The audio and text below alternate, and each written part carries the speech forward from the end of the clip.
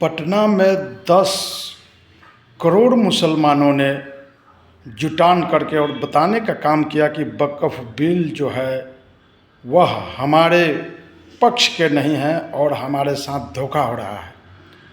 ये मैं नहीं कहता, ये पूरे समझिए देश के मुसलमानों ने पटना में जुटने का काम किए कल, और उन्होंने बताने का काम किया कि वक्फ बिल जो लाया है, वक्फ बोर्ड बिल, ये हमारे लिए नहीं है, ये समझ लीजिए कि हमारे साथ धोखा किया जा रहा है।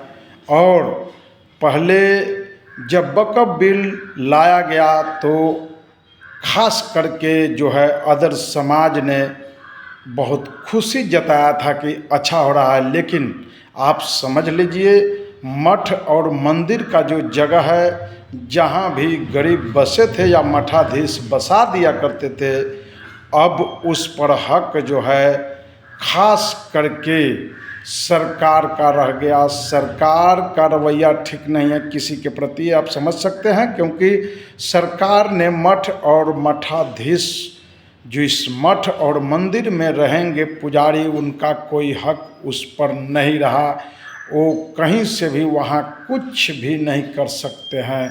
तो ये स्थिति है अब बिहार में। लगातार जो है कहीं न कहीं कोई न कोई घटना होते जा रहा है और हाथ पर हाथ धरे सरकार बैठी हुई है।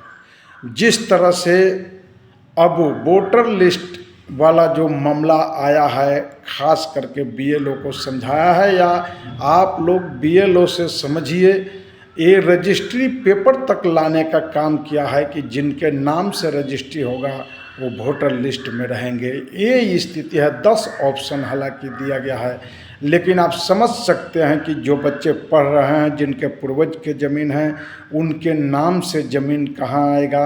यानी इस तरह से जब स्थिति रहेगा तो वोटर लिस्ट से नाम काटा जा सकता है। और आप समझ सकते हैं किन का नाम काटा जा सकता है।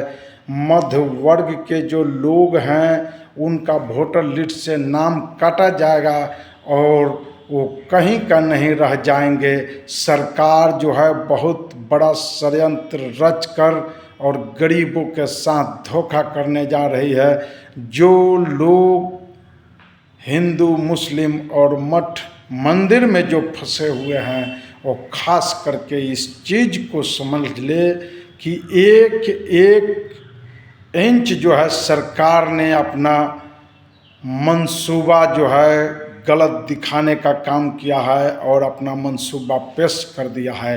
अब समझने की ज़रूरत है। तो समझ सकते हैं जिस तरह से 10 करोड़ मुसलमानों ने पटना में जुटकर और उन्होंने दर्शाया कि हमारे साथ गलत हो रहा है और ऐसा नहीं होना चाहिए। उन्होंने तेजस्वी यादव को भी बुलाकर बताने का काम किया कि देखिए जनाब, बाबा आप हमारा मामला उठाइए, सरकार हमारे साथ नाइंसाफ़ी कर रहा है।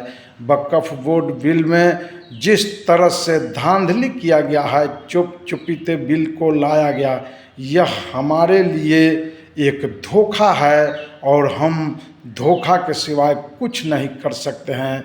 इसलिए तेजस्वी यादव को मंच से बुलाकर और बताने का काम किया कि हमारा लड़ाई आप लड़े और यह सरकार से खोजबीन करे, पक्ष रखे। हमारे साथ नाइंसाफ़ी हो रहा है वक्फ बोर्ड बिल पर। तो इस तरह से सरकार का रवैया है शुरू से। आप समझ सकते हैं कि आगे आने वाला जो समय होगा वो गरीब के साथ धोखा होगा और किसी के साथ नहीं।